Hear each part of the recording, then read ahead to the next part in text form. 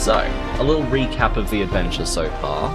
The party, just having finished looting their first dungeon chest, found themselves in a room with a large stone hand that emerged from a mound of sand. Lucinda attempted to climb up, but failed, so Ricky took a turn, managing to climb up to inspect a shiny object that they saw on the roof, only to fall victim to the trap, taking some of his items. He lost a couple of gems that he'd just found and some other loot that he'd just uncovered in the dungeon. Moving forward, the party encountered a seemingly invulnerable wizard with a very bad attitude that really rubbed the party the wrong way. Despite half the party's insistence on getting past him, failed multiple times. The other half of the party, Aelith and Rivet, explored another room, experimenting with their own mini-adventurers in a puzzle of their own. They very quickly dispatched their little mini-adventurers, completing their puzzle, gaining some little rewards. They next came across a very strange room with a lady stressed and frantically writing, almost in what seemed like an unfinished room. After a brief interaction, they very much decided to leave her to her business. The scene then shifted to a horrific sight of a goblin experiment where mutilated goblins were part of a gruesome puzzle. The party quickly solved the puzzle, causing the goblins to wither away and die. Horrifically, might I add. Quickly moving out of that horrific scene, the party found themselves in a pristine bathroom in the center of the dungeon. After a thorough investigation, they cleaned up and refreshed themselves and took their very, very first long rest, well-deserved, might I add. They all also leveled up during that time, so we now have a slightly stronger party. They then moved on to the next room in the dungeon, where they've encountered Tommy in his lab, a highly intelligent bugbear who had escaped his cult to continue his research. The party helped him overcome a snag in his work, earning a large single-use magical cannon-like device as a reward to hopefully destroy the hand that had snatched their items in a previous room. They're now currently armed with their giant cannon weapon, and they find themselves face to face with the giant hand trap that had stolen all of their previous belongings. Who actually has the cannon? Ricky had the cannon and is looking to pass it off. I don't want it. I'll take it. I am itty bitty. Brilliant. Aelith steps forward to take the cannon device. Right, I don't want to shoot it. I am itty bitty. Who knows the kickback on that thing? Bitty bitty, just brave. They're a little bit taller than Rivet. You're not taller than me. Maybe I hunch. Are you including ears in that calculation? I don't know. Are you? I will fire it at the hand as intended. Yeah? Yeah. I'm gonna get you to roll just a d20, just a straight d20 roll. Oh, that was so close to being a 4. Oh my god, I thought it was a 4. Whew. Well, luckily you just had to beat a 1. You just had to not get a 1. So, Aelith steps forward, large magical cannon, almost as big as her torso, stepping forward, finds the activation switch on the side, braces herself, clicks the button, and nothing happens for a second as you hear the magic start whirring up. And then all of a sudden, a ginormous explosion out the front of the cannon completely wipes away the entire hand with just a deafening blast. What you guys now see before you is basically like where the like the forearm would be, it just sort of like carved out a hollow section sort of thing. It just like disintegrated as a section, and you can basically see like it's like inside the forearm was hollow sort of thing. But like so you'd have to get like a bit close, like you'd have to like sort of like get in to really see what's in there sort of thing. Like, you know, it looks like there's hollow stuff. Ricky's running forward to grab stuff. Brilliant. Ricky basically sees the hole and runs forward to grab their stuff. So inside you find a few little bits and pieces. You find a very, very nice looking hammer. It's a weird size when you're looking at it.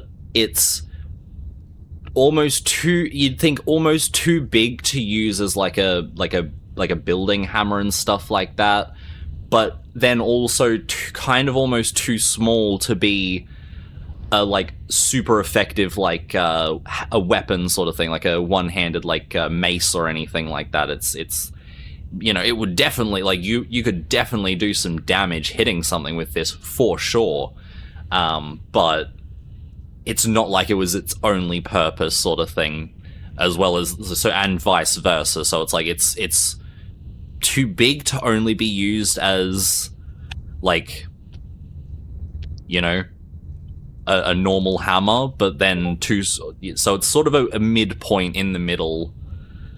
But it has in the side it has a very ornately carved or like embossed in O. You find your stuff, Ricky, in there.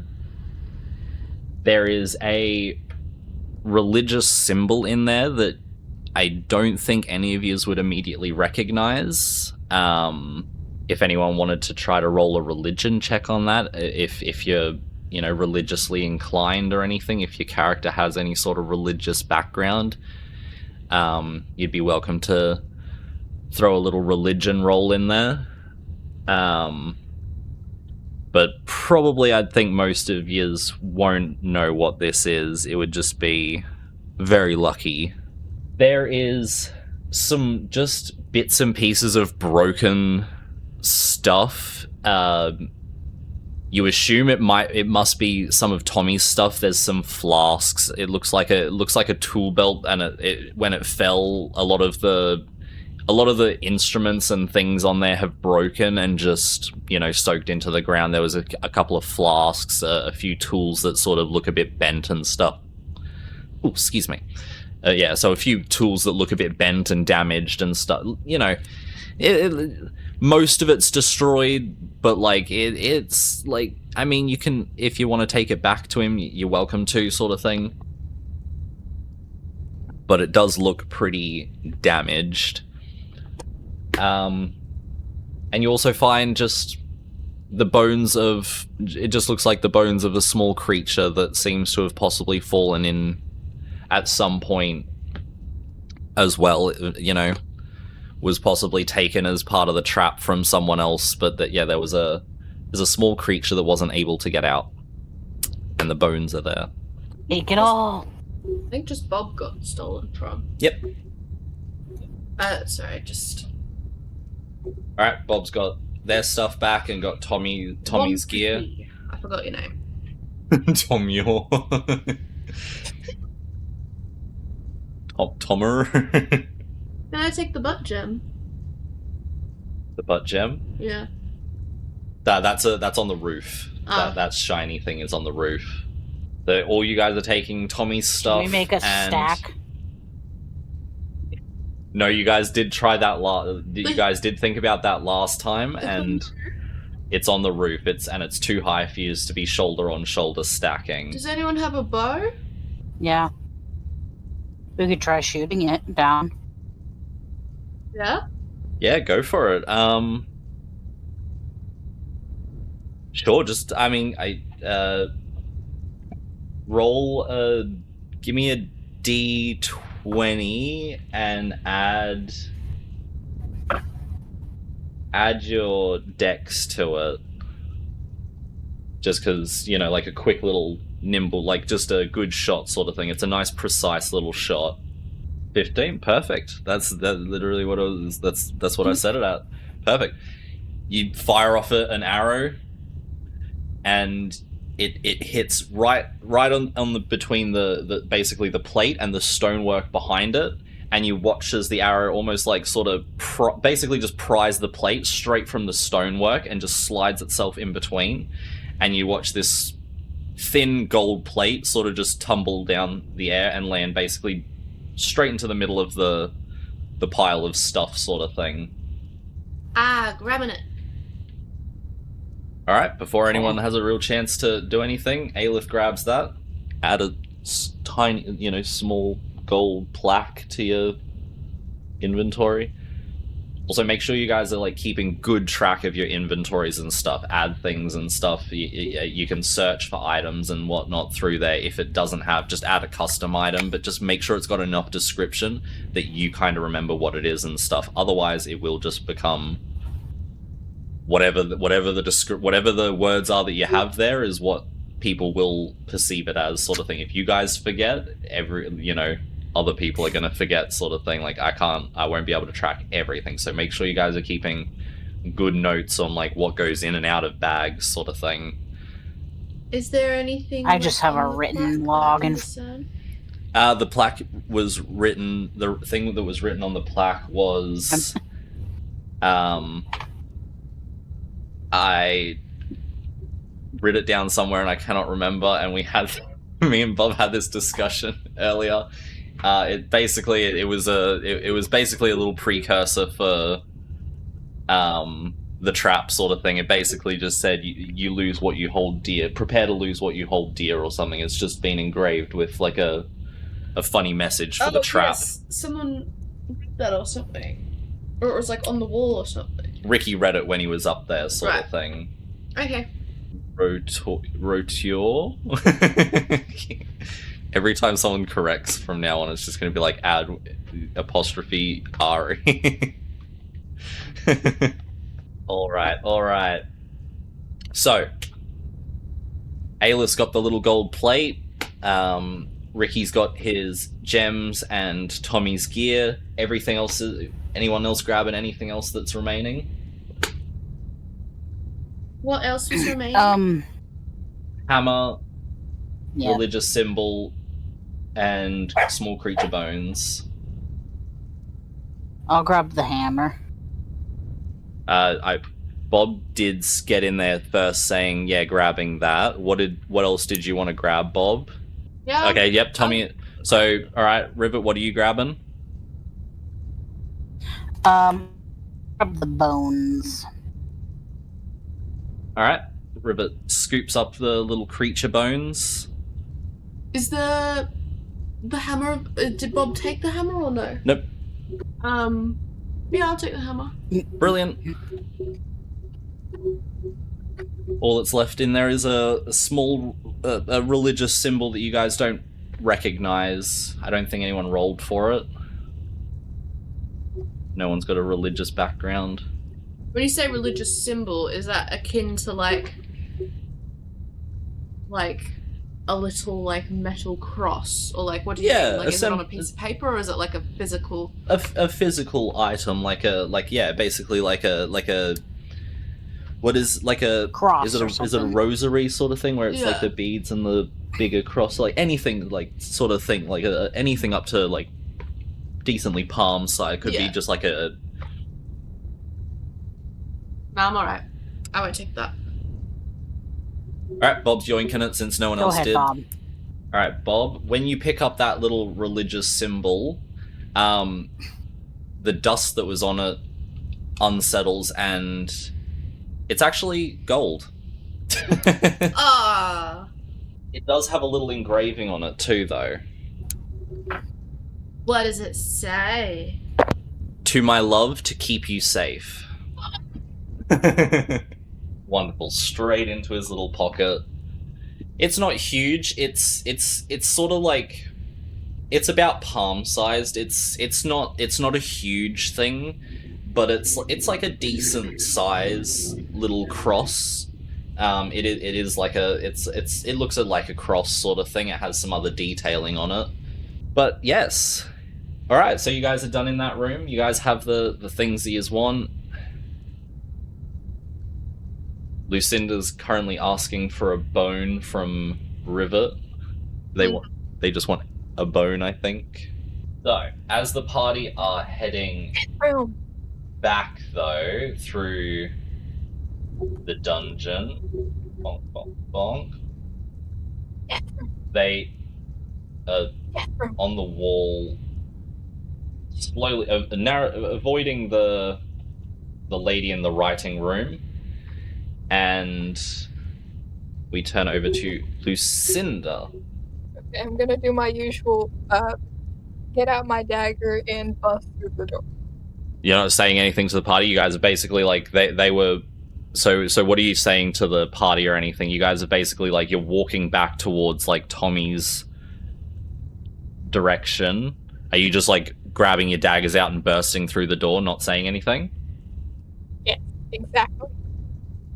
Alright. You guys get to react to that. So, Lucinda runs in, daggers drawn. What are you guys doing behind? Pinching my nose. Aelith pinches nose, follows in. You guys? Ricky's running in. You guys, are you running in and just running in after? Brilliant. The smell just continues to get worse as you guys enter this room and get closer. Obviously not being quiet, the things inside hear you. You do hear one voice yelling out, "Please help me!" As you all enter the room, I'll get you to come down a little bit further. Looking to help someone. I'm looking to fight someone. Brilliant, brilliant, brilliant. And you guys basically stumble upon, and you guys see a very bit of a strange sight.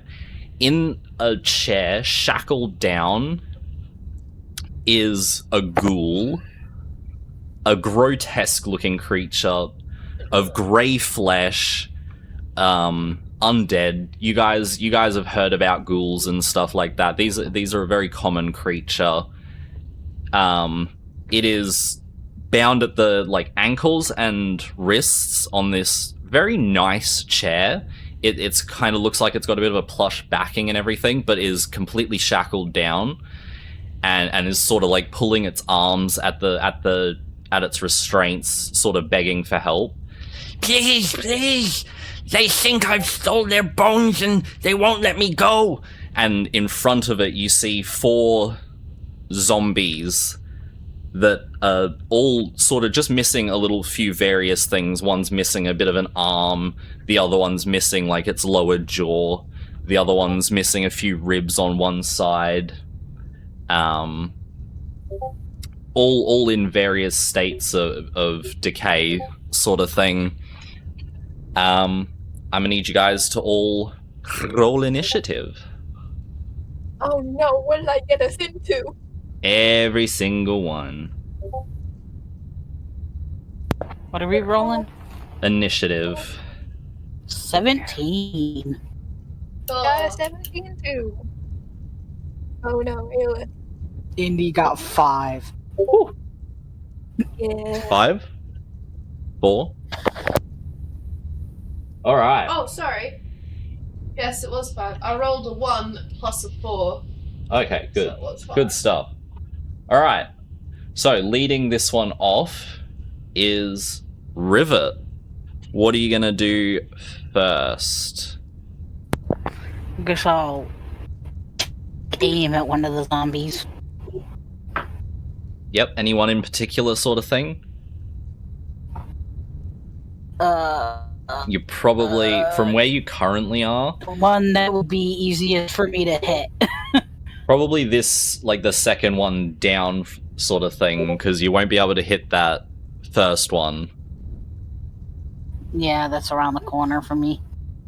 Yeah. Why does Rivet go first? Because you got it. Because the initiative tracker ordered you guys that way. Okay.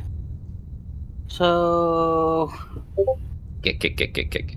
Actually, no, you're right. You're right, Weirdo. You did burst into the room. I will take that back. Weirdo, you go first. You burst into the room first. Okay. I will say you had daggers drawn. You are leading the charge. All right, dagger in each hand. Where are you where are you going? What zombie are you going for? Just first one. Just straight ahead, running straight forward. Yep. Brilliant. You run straight at the first zombie. Go ahead and roll your attack on that one. So you got to roll to hit, and then brilliant. 16 absolutely hits. Roll that damage. You pull your first dagger out, strike across the chest of this zombie. You know, rip off a bit of a chunk of flesh, sort of thing. It sort of shakes a little bit, but just turns back and chatters in your face, ready to go. Doesn't seem too phased by that one.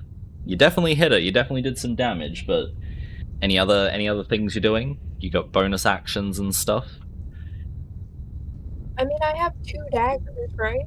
Mm-hmm. You can do an offhand attack sort of thing. So when you do an offhand attack, you don't add your proficiency modifier to it. So where the damage says it'll be like 1d4 plus. Let me look for it. I can find it. Your other deck. So yeah, 1d4. You don't add the +2 to damage sort of thing. So you just roll the d4. You don't add your proficiency, but you still roll to hit sort of thing. I'm doing that. Brilliant. Absolutely hits. Roll that d4 for damage. Another 2. Awesome. Another couple of bone splinters, you know, off of the arm where you strike up on the other arm on the return strike. Another few chips of damage. It's looking it's still standing pretty strong though. All right, who is next? We have... Yeah, that takes us now to Rivet. Okay, I guess I'll aim for the one that I already was going to aim for. The second one down. Yep, brilliant. And yeah, you should easily be able to hit that. Oh dear. 14. 14 absolutely hits on that second zombie. And 10 damage. Not bad, not bad. So this is the zombie that's sort of like missing one arm, and Rivet quickly draws the crossbow, fires off the bolt, and it's a good hit right in between all the jawbones, and just absolutely just pries the jaw straight off from the top. The whole head racks back, and you hear some crunching, and it shakes it off really quickly, and it chatters. Chatters, like all the bones sort of chatter, and it stands back, and you know, you notice a couple of bits of the flesh sort of fall off the side. It was a good hit, but still standing. I assume Ricky is next. That actually takes us to... Technically, the zombie rolled the same as Ricky, so I'll let you go first, Ricky. These things are slow, lumbering zombies. You go first. Ricky, quick. Alright, 5... Yeah, we'll go 5, 10, 15. Yep, easy. Alright, sweet. Take your swings on that one. Isn't that the one I hit? Yep. Easily hits. Easy land. Roll that damage. Very nice, very nice. Alrighty, guys. So, we will take our little break here. Grab those snackies, fill those drinks up, enjoy the music, and we will be right back.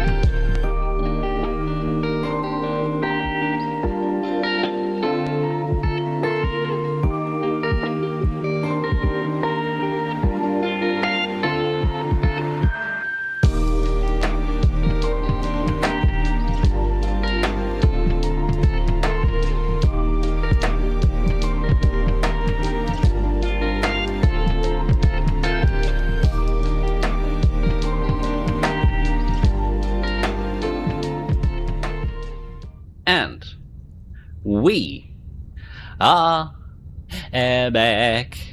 Alright, back to the combat. Okay, Zombie 4 is going to run around.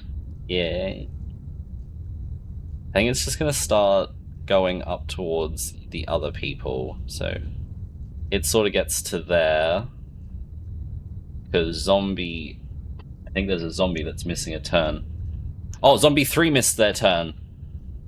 Zombie 3 is going to take a step forward and take their swing at Ricky. I'm like, math ain't mathin' here.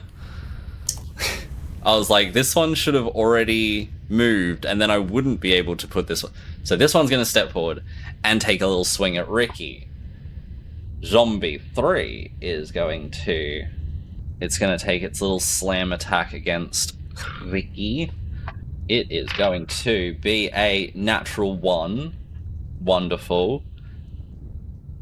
Zombie just goes and just swings wide and just arches around the side, just lumbering. It's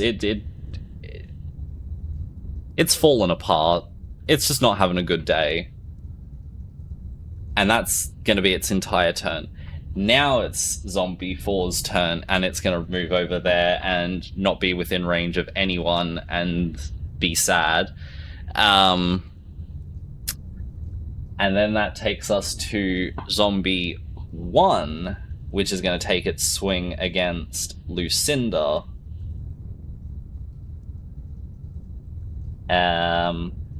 It's going to be a lot better, a 21. Does a 21 be AC? That's just to hit. That's to Lucinda. So it's just got to be your armor class. That's not damage.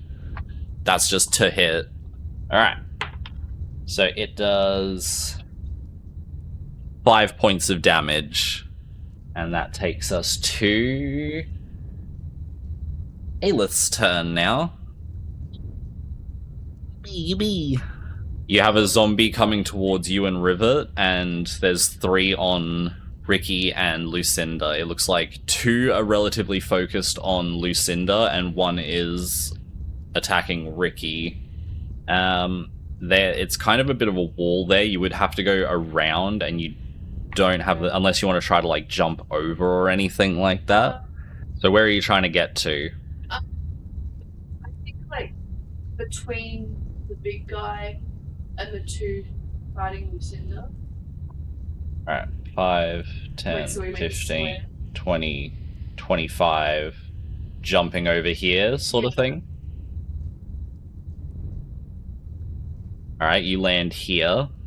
The one that is like between you and Ricky is the one that Rivet hit, and that was and like you noticed a big chunk of like jaw came off. Like that one seems to be moving a lot slower than the other one. It's slowing down the quickest. Yeah, sorry, I'm just trying to... Quarterstaff, can I hit people with it? Okay, yeah, I'll use my quarterstaff. You can use your bonus action to cast Shalila, which empowers your... Okay, yeah, I'll do that. So to hit was 12? Yep, you make it. Which one are you going for? Well, she's focused on Zombie 1, the one that's like right in front of... But like the one that's diagonal to the 2 of you sort of thing, upwards. This one. Awesome. You guys watch Aelith basically, you know, taking the rabbit speed, go step, step, step. You hear the thump of the feet hitting the ground to launch off, and you guys kind of lose sight of Aelith for a second, and then you guys gain full sight of Aelith as they appear over and like above and in front, sort of thing. Easy. They pull out their quarterstaff. You see them say a few words, and their quarterstaff sort of vines grow from like where their hands are and just sort of wrap themselves up the staff, basically coating it again, like adding a coating to it. She then brings the staff down onto the back of the creature between the back of the zombie between Ricky and her, smacks it in the back of the, like, right at the base of the nape of the neck, and you just see it fold down. It crumples down to the floor. So you notice this thing, like, crumples to the ground, almost lifeless, but you still hear something. You hear it from the ground, sort of still making some noise as it doesn't quite die. It is not quite dead. That takes us to Zombie 2, which is now crumpled on the ground, almost dead. It is going to stand up, using half of its movement, and take its little slam attack against Aleph after crumpling it to the ground. It is going to be a 15. What's your AC? Brilliant. So 15, that means, so it does just hit. So when it makes if it hits the number, it still counts as a hit. It's got to be lower than the number. So it does manage to hit just, and does 6 points of damage as it just reaches around with its arm and sort of whacks you in the side of the head. Nope, 6. It does 6 points of damage. Awesome. That takes us all the way back up to the top of the order. So, Lucinda, that's back to you. What are you doing? Awesome. You guys notice as where are you casting it? Claws or fangs? Alright. You guys see a slight green glow starting to radiate from Weirdo's hands as these sickly green claws, like, extend from where their natural nails are into long green, sickly looking claws. Go ahead and roll that hit. 12 definitely hits. Definitely still hits. These guys don't have much going on. Going for that one right in front of you. As you bring the claws up and across the chest, all the flesh that was across its chest, you just hear the sizzling, bubbling as the toxins start searing the wound where you scratch through. It does a little bit of damage. Good hit. Bringing us to Rivet, now face to face, alone with Zombie 4. I'm gonna pull out my hand axe and swipe at that one in front of me.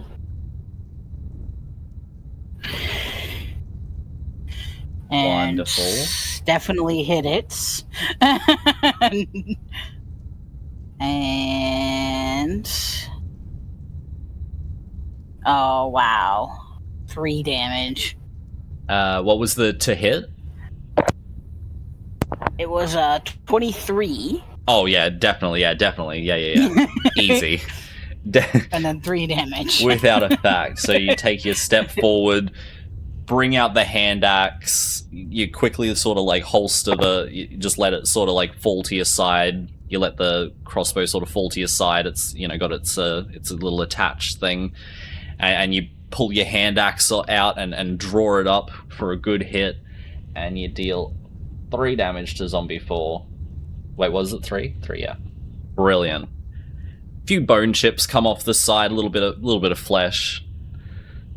It barely knocked back a little bit. It took a little bit.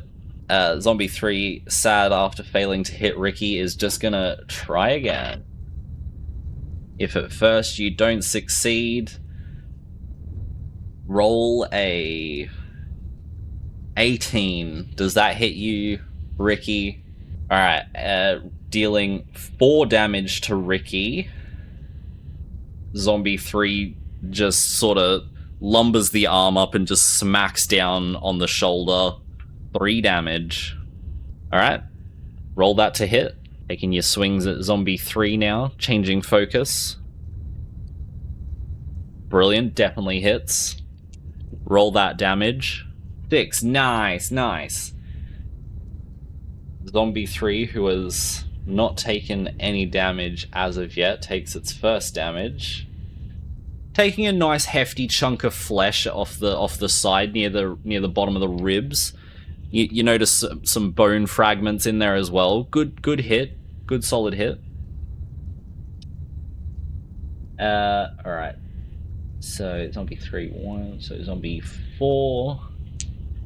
Zombie 4 is going to take its swing against you, River. Woo. 14. I don't think a 14 hits you. It does not. It still brings its arm down and hits, like, sort of hits the leather work on your armor sort of thing, but it just didn't have the strength in it or just the angle, and it sort of just grazes its arm off and sort of like catches itself off balance a little bit, and yeah, just no damage. Alright, zombie 1. Zombie 1's gonna take its swing against Lucinda. That one's gonna hit. That one's definitely gonna hit. That was a 17 on the dice plus 3, so definitely gonna hit that one. And that's gonna be a 3 damage as it sort of brings its arm back up, and the you know, it sort of backhands your chin sort of thing as it brings its hand back up sort of thing. Around to Aelith's turn. Like what I roll.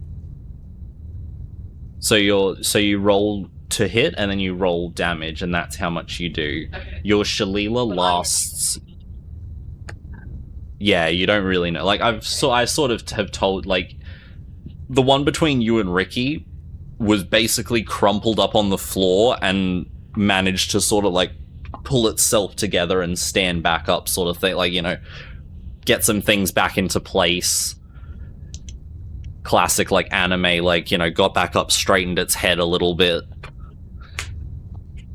But it's like it went down, like you really, it's like it's falling apart still, like it had to like compose itself for a hot second. Still active?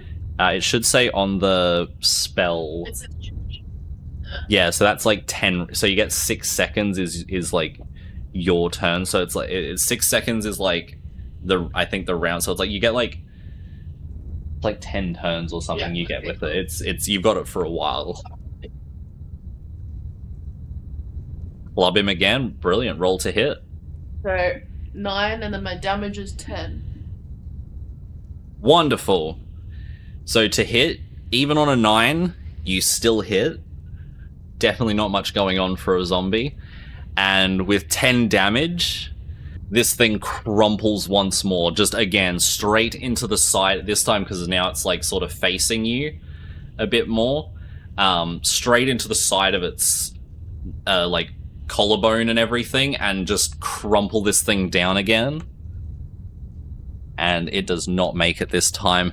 It's staying down. This thing's not pulling itself back together. Zombie 2 now gets its go. Oh no, it's dead. It's fucking dead. It doesn't get its turn. Yeah, Zombie 2 is the one that you killed. So it's dead.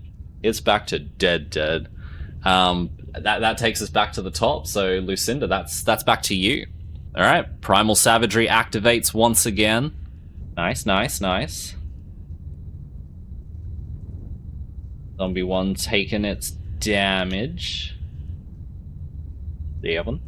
A good hit. You reach up with the claws again, bring it down, and get a bit deeper this time. Good bubbling, sizzling scratches across what's left of the zombie's flesh. It's looking pretty messed up. All right, Rivet. That takes us to you. Okay, same thing. Hand axe to the one in front of me. Go for it. Roll 15 for sure hits. Okay. And 5 damage. Nice. Zombie 4 takes a nice little cleave to the bottom jaw. Ricky, that's you. Remember, Ricky, if you have 2 daggers, I'm pretty sure, so you are able to do the old dagger. You can hit him with the offhand. You if you want to use your bonus action. I don't think you did it last time. Yeah, everyone can. Twin weapon fighting is just like everyone can do it. It's just when you get the like dual wielder feat and stuff like that, you can then add your proficiency modifier to it. So it just becomes like the 1d4 without the plus whatever your plus whatever your proficiency is. So you just don't add that on the offhand one. If you on your character sheet, there should be a section that says bonus actions that tells you all the things that you can do. You can use other things now that you're a rogue. Your I think it's called cunning action. I can't remember what it is. You've got a few things that you can do, so just remember to read your character sheets. But yeah, so go for your hits. Definitely to hit that one. That one lands. So what do you damage? And if you guys know what you're doing, you guys can like roll a little bit ahead and put it there, sort of thing. So yeah, you just roll to hit twice if you want, and then just damage on. You do damage on one, and then just the damage minus the proficiency on the other one. So you guys can if you guys know what you want to do on your turn, obviously when it comes to your turn, but you don't have to wait for me to all right, what do you do? If you're I hit him again, you can just hit him again. Just to help speed up combat a little bit. Alright, so both of you, what were your to hits? They were both decent. Above a 9 so far you've hit on. A 9, and so far you guys know a 9 hits to hit. And then you roll, so you need to roll to hit on both of the daggers, and then you roll damage on both the daggers. Oh, brilliant. So yeah, easy. As long as so far, as long as you're beating 9s, you guys know 9s hit. So those damages both go through, so this guy here takes bonk. Slash.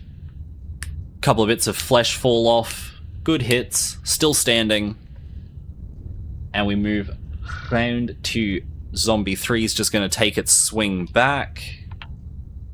And it does not hit. It just sort of hits you in the side sort of thing, but just not hard enough to really do any damage. It was sort of caught off balance again by a thing.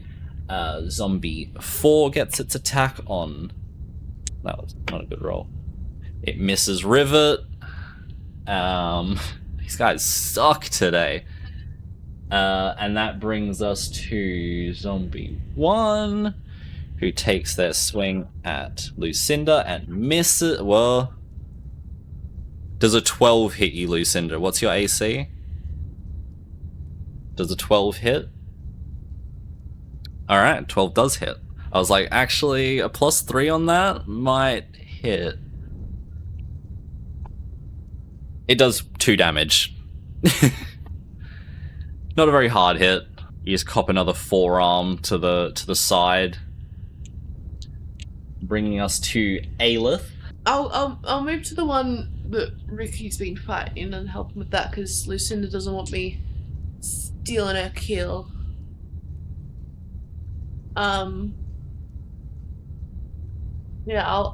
I've still got Shalila, so I'll quarterstaff whack him. Do your dues. Is 18. Wonderful. And I swap them. You want to swap them? This guy's pretty messed up. You definitely hit, and it definitely crumples another goddamn zombie. It does not make it save. This thing just crumples. Another one bites the dust to the hand of Aelith.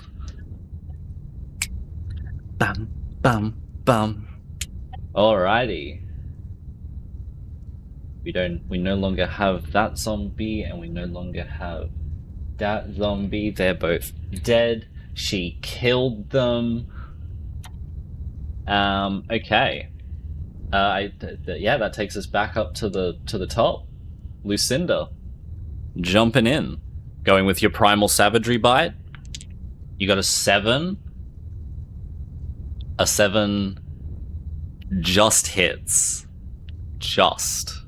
Only just. And 2 damage. Whew. Third strike. Cleave again with the claws extended. It is the last hit required to crumple this thing to the ground. It does, in fact, though, make it save.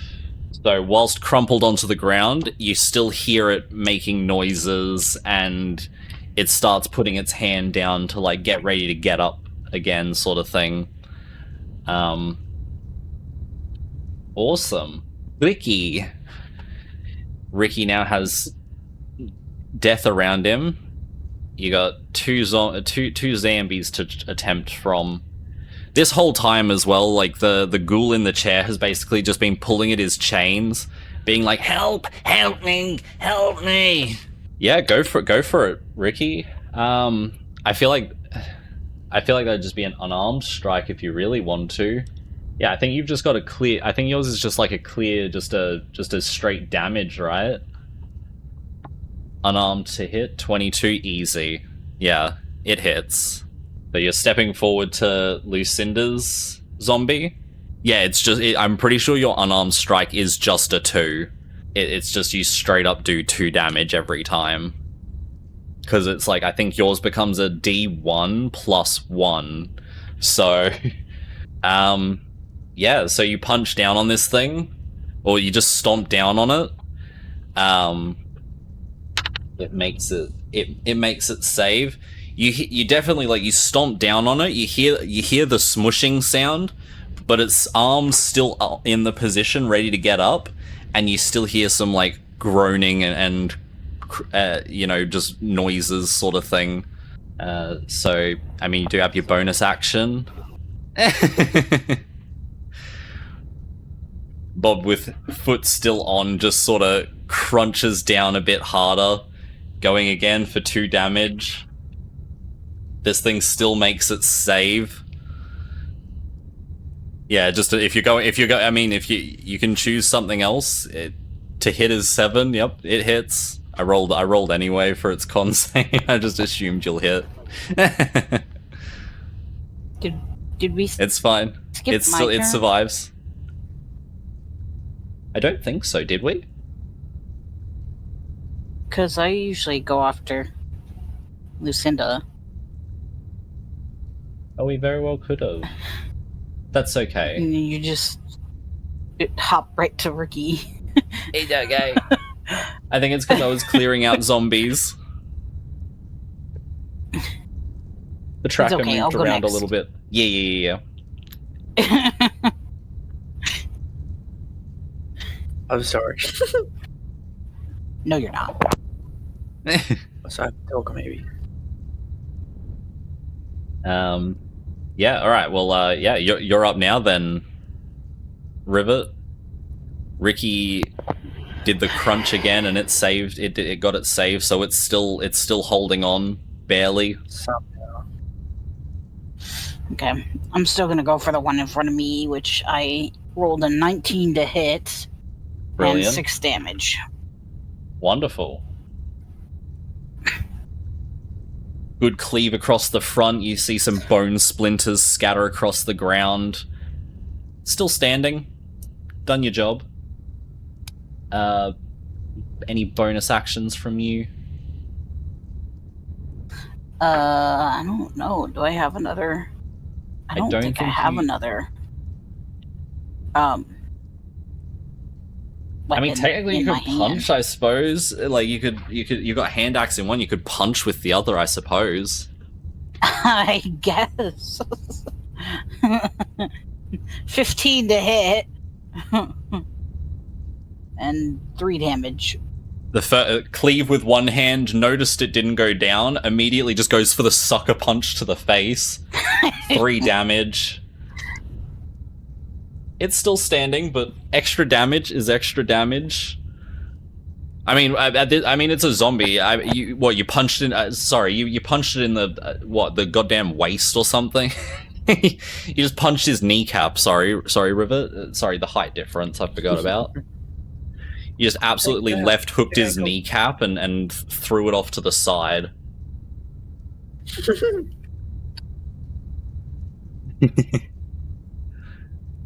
But yes, still standing. Still standing. So that takes us to zombie... Who's first? Zombie 4 gets to take their swing against Rivet. 14 doesn't hit, does it? Nope. Just a swing and a miss, just goes wide. The sucker punch really stunned it. It looks down at its he kneecap, just swings over my head. Right, goes for the swing and then sees its kneecap sort of like ting ting ting, like pump, like going across like a little rock, like cobbling across the floor sort of thing, and it just like watches its kneecap just bounce away. Yeah. And the swing just goes wide and it misses. Zombie 1, I think that takes us to, yep. Lifts itself up, straightens itself out, and is just going to go for the swing against Lucinda still. That's 12 hits, right? Yeah, you said 10.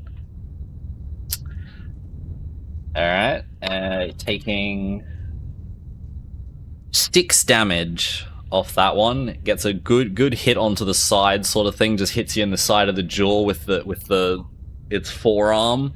It's still kicking. It's still kicking. Bringing us to Aelith's turn as you guys watch Weirdo hit the deck, unconscious, on the floor. I do believe Weirdo still has a health potion in their inventory. They drank one from the chest and still had one on them, I believe. Whoa! Can I take the health potion out of their pocket and feed it to them? Yep. Aelith darts across, grabs the health potion from their pouch, tips it back, pours it in. That's your bonus action. We're ruling bonus action. Yeah. I'll say it's bonus. I can't remember what the ruling is for it. I think it's if you're feeding it to someone else, it's an action, bonus action to take it yourself. Because usually a potion takes like a full action to take, but that sucks and no one likes it. Yeah, I'll say because they're downed and everything. I'll say it. Yeah, for this, I'll look into it again, but I'll say for this time it does use your action. I'll say we'll go on the side of caution. And say that, rummaging around takes a few seconds, then you gotta like uncork, pour it down their mouth and sort of like kind of assist them to swallow, like you're sort of like bringing them up their head up so that they don't choke sort of thing. So yeah, Weirdo, remove health potion from your inventory and go ahead and roll that for the health potion. 2d4 plus 2, I think it is. Oh, I am? Yeah, you're feeding it to them. Okay. So, do I do that manually, or is there a button? I believe it'll be manually. Okay. I think the item technically, like, I think if you go to the item that you have in your inventory, I believe it might tell you there how much it does, and there may be a button to roll it, but you can just roll 2d4 and then add 2 to the answers sort of thing. Like, you can just... A d4 twice? 2d4 plus 2. So, it's 3 plus 1 plus 2, so it's 6. There you go, 6 health, Weirdo. Added back to you. As you sort of open your eyes, seeing Aelith before you, pouring the potion into your mouth. Yep, alright, brilliant. So Aelith then takes the rest of their movement to sort of head back over. As you start sort of thing, start unshackling, they calm down a little bit sort of thing, but they're still like urging to get out sort of thing. They're like, thank you, please, quickly. I can help you. I know where the treasure is. And they're just sort of like pulling at the chains sort of thing. I'll say you managed to get 1 foot free as your bonus action sort of thing, and you're basically there working on it. That's fine. That's back to the top of the order. So Lucinda, you are currently prone on the floor, so half of your movement would be expended to get up. What are you doing? Can I do that? Can I pick him up and hold him still for a weirdo? For Lucinda? I'm gonna I'll say no, because that would be advancing your turn to grapple, essentially. Like, if it was Rivet and Lucinda, because they rolled the same and they were on the same turn, I would let them, like, sort of do that way, but it would be, like, advancing your turn again, like, you know, higher sort of thing, like, you know what I mean? Gotcha. You don't have, like, an action ready sort of thing or anything like that, so it's like, you don't really, like, yeah... I'll say no for that one. It's a normal human-sized zombie, so I would say that it's probably a bit taller than you. It would be very hard for you to straight up pick it up above your head. So probably not that one. Like, if you wanted to take the grapple, I'd say you could probably, like... I'd say, like, your bonus action, you could, like... If you managed to make a grapple, I would say you could, like... get ready to pass over to Ricky, because then it would still be Rivet's turn in between and then Ricky's turn. Like, you could get it going, but you wouldn't be able to, like, hold any action. Like, you wouldn't be able to take your attack till the next round. But yeah, if you wanted to try the grapple, I would let you then, yeah, bonus action to, like, essentially be holding it and, like, moving towards Ricky to be like, here, hold this. And I'd have to hold it the whole time. Yeah, then Ricky would, I'd say, just like a strength check or something from Ricky to hold it, and then once it came back around to your turn, then you'd be able to attack again. I'll just try that. All right. Yeah. Go for it. Opposed athletics between you and this guy. So they roll for athletics, and then I will also roll for athletics, which is D20... which is a 7 for this guy. Rolled a 6 + 1, so just beating your grasp manages to shrug off your grapple. I was so scared when that 6 came up, and I was like, I was like tapping on my screen to pull up the little thing that's like, how much to a plus strength? I thought it was a 0. I thought you had him. I genuinely was like, I think you had it. You do have your bonus action, I suppose. Yeah. Yeah, everyone starts. We decided we've decided everyone starts with inspiration. Like every session, people start with inspiration. But that if that ends up being too powerful or anything like that, we may roll that back and do some other distribution for inspiration. Just remind that, you know. That's also a reminder to all you guys. I answered Guppy's question, so you guys do have your inspiration. You guys can use that to reroll 1 dice. No bards. That's a different form of inspiration. Bardic inspiration is just a +2 rolls sort of thing. It's not a straight. It's not the same kind of inspiration. Yeah, I mean, you've got your hand axe on you, sort of thing. You could, I'd like you already have your daggers in your hand, sort of thing. So you are, yeah, you as a bonus action, I don't think you'd be able to put them away and take an attack, sort of thing. So I'd say just with your daggers, take the swing, because it will be like an offhand attack, sort of thing. That's why you got to work. That's why you got to think about what's in your hand. Yep, roll it. Brilliant, definitely hits. 3 damage. Awesome. It is going to roll its save. It makes its save. Even the dagger, you see some bone chips off the side of the face. You get a good square shot onto the side of the face. It's sort of like it almost like a 180, like a 360 head spin sort of thing. It's like turns around and you're like, it's dead. And then it keeps turning and comes back around and reopens its eyes sort of thing. And you're like, oh, not dead. So that brings us to Rivet's turn.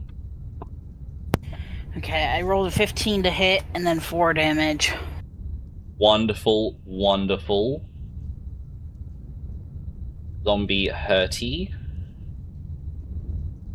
This thing is looking messed up. These guys are looking basically the same. These guys are real messed up. Death's door kind of looks to them, sort of thing. So, Ricky, that is your turn. I might have to kill it. Try. I got an unarmed strike kick or something. You're just gonna keep going for the kicks? Yeah. Alright. While it's down. An 8. 8 hits. And a 2. 2 damage. It makes it save. If it doesn't die, surely you get it. You guys are just ping-ponging this thing. It's just like punching from one side to the other, and it's like, you just see the light in its eyes basically going in and out of existence. It like dies for a second, and then its eyes sort of like flicker back open and it shakes its head off a bit, sort of thing. Okay, that brings us to zombie 4. It's going to Miss Rivet. Please, zombie 4, do something. Zombie 1 gets up from the ground after being ping-ponged and is going to swing at Ricky, I suppose. Just sick of getting stomped. 11 plus 3, 14. Does 14 hit your AC? Yep. 13. Brilliant, brilliant. 2 damage. Ooh. And that brings us to Aelith's turn. I'll say, if you want, it's like you can bonus action unlocks 1 shackle, action can do 2 shackles, so essentially you could free this guy in 1 turn if you really want to. I'm doing it. Yep, going for it? Yeah. Brilliant. Aelith clacks the last few chains off of this dude, and he immediately reaches under the chair and pulls out a small box, puts it in your hand, and puts it in your hand, and says, It's yours if you survive. I'm sorry, but the hunger, they had me trapped for so long.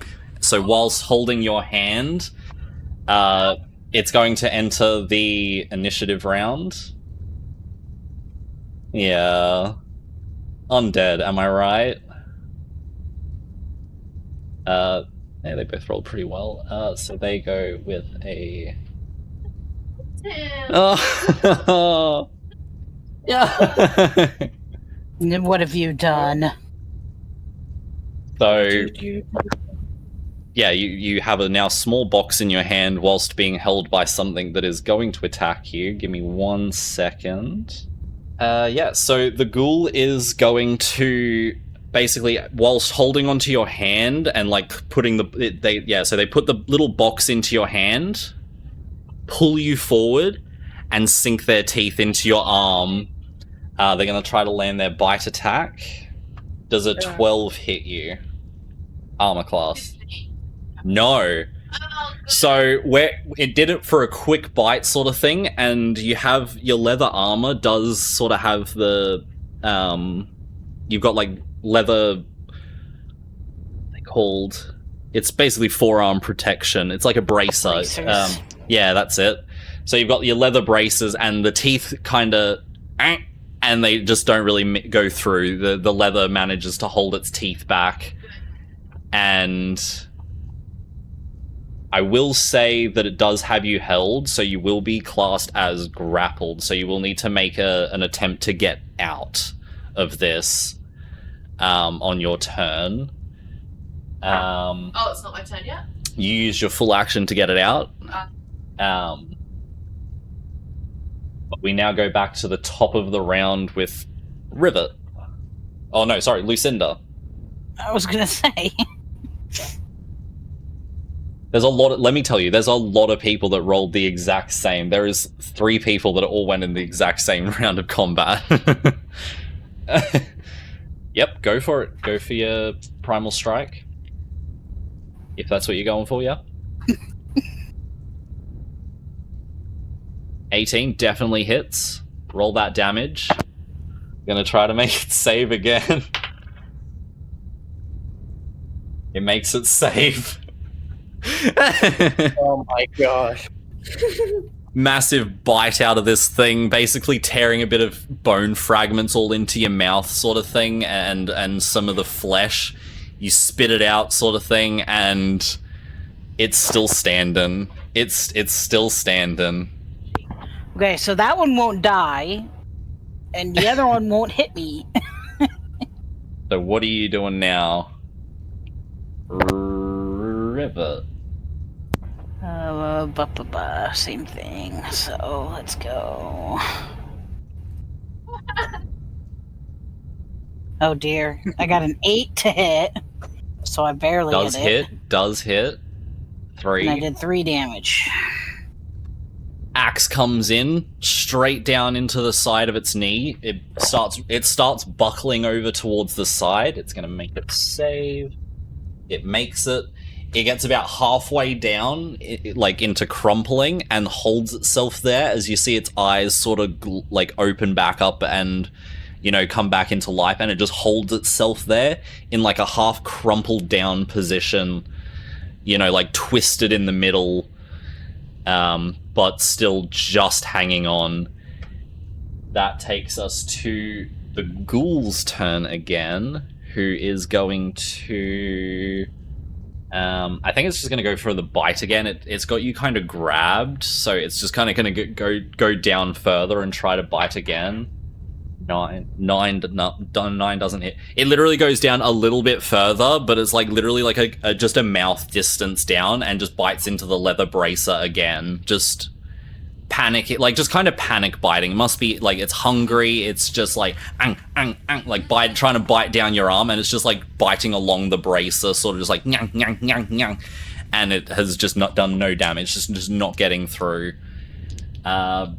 Taking us to zombie 4 is going to swing its little arm against Vivet, and it finally rolls something good. It rolls an 18. It hits. It finally hits.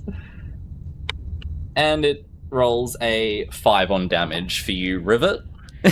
Finally, the zombie can do something. Because he finally did something. The only successful thing this zombie's done is move.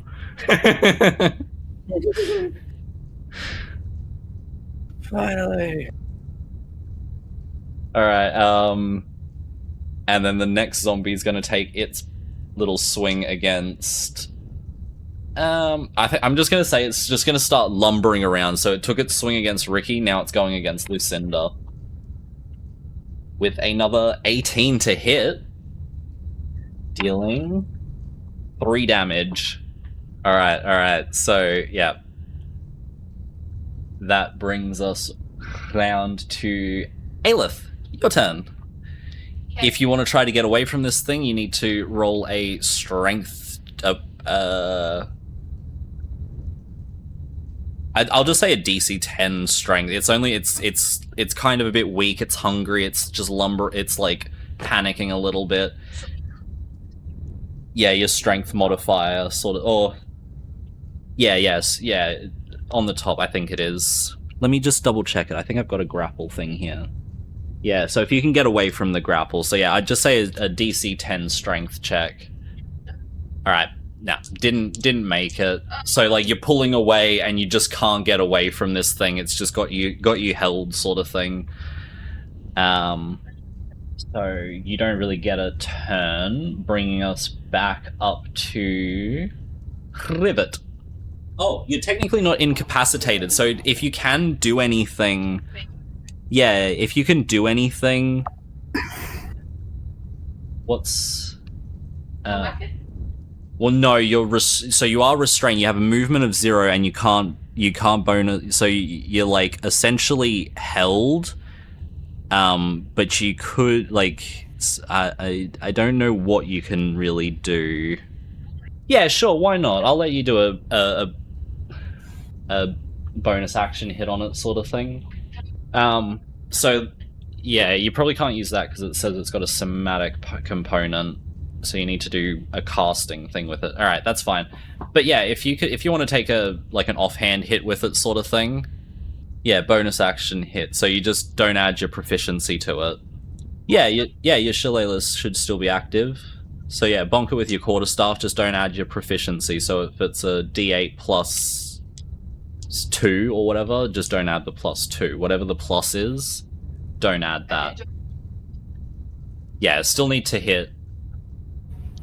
I'll say disadvantage to hit, so roll twice to hit and take the lower. Hey, it goes. Not dirty 20, not bad. Exactly the same both times. So Right?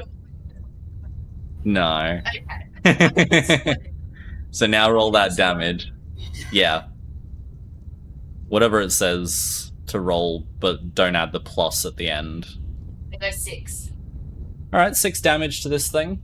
You just sort of bonk it on the head sort of thing with your offhand. Awesome. Yeah, I mean, you hit it, you did some damage. Back round to the top of the order. Lucinda. Poor Lucinda's going through it. Roll it. Definitely hits. Gonna make it save. It's gonna succeed.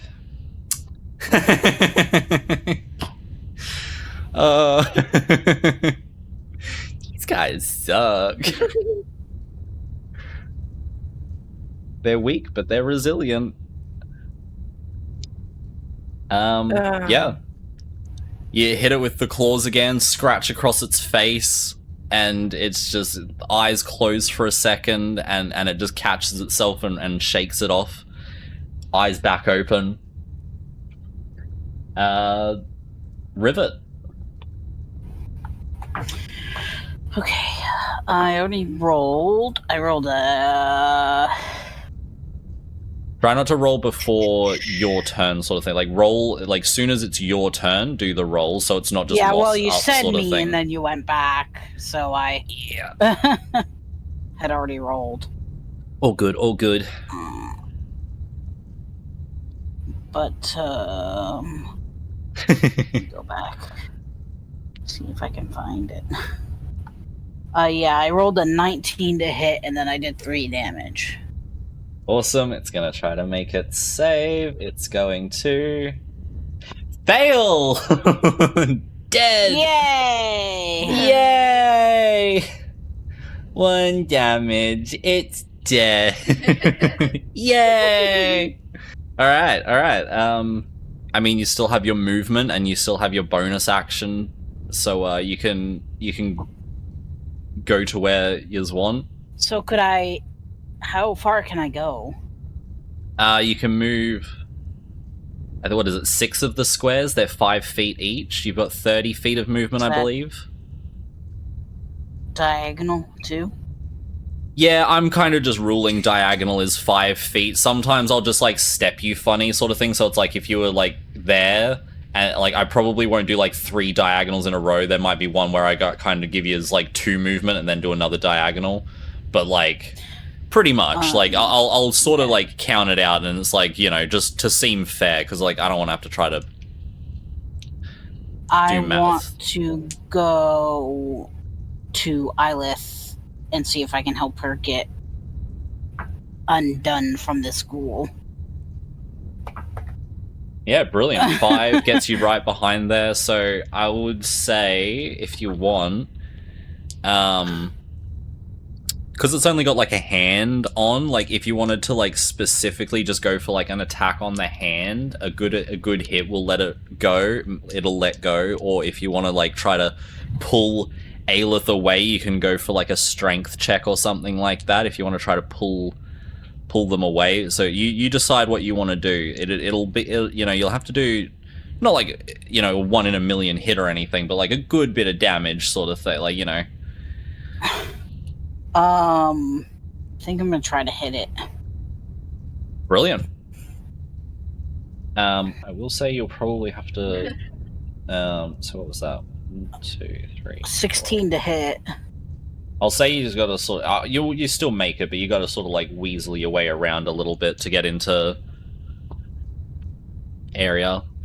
16 for the ghoul does hit. And then, since it's my bonus action, I just don't get the thingy, right? I just don't get the plus. Yeah, you just don't get the plus. So 6 damage. 6 damage? I'd say 6. You get a good bit through its arm sort of thing. You're pretty sure another hit of basically any like sort of any damage you'll get through this thing. Like you've gotten through like most of the all of the first bone, and you can see you've started going into the next bone sort of thing. Like you've gotten through a fair bit of arm on that shot sort of thing, but it still needs an extra whack. But that will then bring us to Ricky's turn. Yes. Dagger. Try to kill it. Going for the... Alright, roll your first dagger hit. 17. Hits. You're going for the zombie, right? Yeah. 5. Gonna roll its save. It makes it save. Oh my gosh. A good knife hit takes a good chunk of bone fragments scattering across the floor, but it's still got a fire in its eye. What's left of it? But that does Is take it us to going? Ghoul's turn. It is going to go for another little num against. Actually, you know what? It's going to go for its claw attack against Rivet for hitting its arm. 19 hits. Yeah. Yeah. Brilliant. 2d4. Oh dear. So, you're going to take 3 damage, and I do need you to make a Constitution saving throw for me. As this thing basically reaches across itself and slashes down at you. You get a... 10. It catches your thing. You just make the save. You feel the toxins enter your body, but you manage to shrug off the effect sort of thing. You're like this... You sort of push through it and manage to get out of it, but yeah, something didn't feel right in that hit, but you shrugged it off. Taking us round 2. Zombie! He's dead. Does Anne... Who did it attack last time? I think it was Lucinda, right? So it's back to Ricky. So 18, Oh, Ricky. Oh crap. Well, It 8, hits. 20, technically a dirty 20, but that's fine. Definitely hits. 3 damage. Yeah, that's me. This zombie turns to Ricky, lumbers an arm down, and hits him across the side of the head, and you guys watch as the follow-through of the arm swings Ricky down to the ground, and there is now a crumpled Dragonborn on the floor. That takes us to Aelith's turn. Held by the guy? You're still held. 5? No, you're still in there. So you can bonus action take that hit. Yep. I got 10 hit. That doesn't make it. With the other hand, just pushes the staff off sort of thing as it's coming down. Brilliant. That brings us back up to Rivet. Isn't it Lucinda's turn? Oh, yeah, sorry. Lucinda. Yeah. Sorry. It's because you're at the top of the list. Nice. I cast Nom Nom Nom. Wonderful, wonderful. The claws glowing green. It's just 6 damage. It's gonna roll its save. That was a bad roll. It rolls a natural 1. Please die. You guys are lucky. You guys are lucky. The first roll, it basically slid off my hand and landed on an 18. And I'm like, nah, that's a bad roll. I was like, that's barely it didn't even. I don't even think it even tumbled. So I re-rolled it, and you got the natural 1. The claws finally reaching the desired outcome. You dig in. And you just keep digging in and reaching through, and you just and you feel ribs, and you're like, no, deeper, and you keep reaching in, and you feel the squishy internals, and you're like, that's it, and you just rip down with all your strength, and you just hear ting ting ting ting ting, and you just pull everything out on the way down. You just rip everything out, and this thing just falls back dead. Wonderful. Give you a little satisfying bonk. It's dead. It's now mush. And now all attention is on the ghoul that is currently... Well, all attention other than Lucinda's is currently on the ghoul that is gripping Aelith's wrist, whilst Lucinda's there holding the internal organs, just laughing. Brilliant. So, Rivet, what are you doing? I'm attacking the ghoul again. Sweet, swing to try and get him to let go. Swing that bad boy off. Did you hit? Does a 10 hit? A 10 does not hit. So, same hand that deflected the staff was already up, ready for the reaction, and sort of catches your hand as it's raising up over your head, and just doesn't let the axe come down. And just sort of pushes your arm off, sort of thing, while still maintaining its grip on Aelith. I mean, technically you can bonus action swing again. Oh, yeah. Can I swing again with my hand axe, or do I have to do unarmed? Hand axe. Okay, 21 hits. Definitely. And 2 damage. Brilliant. Last little bit that the hand needed, you just hear the last little thonk as Aelith is, jolted back a bit, but free. Hand still clutching onto the wrist, though.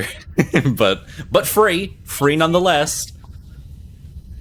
That will bring us to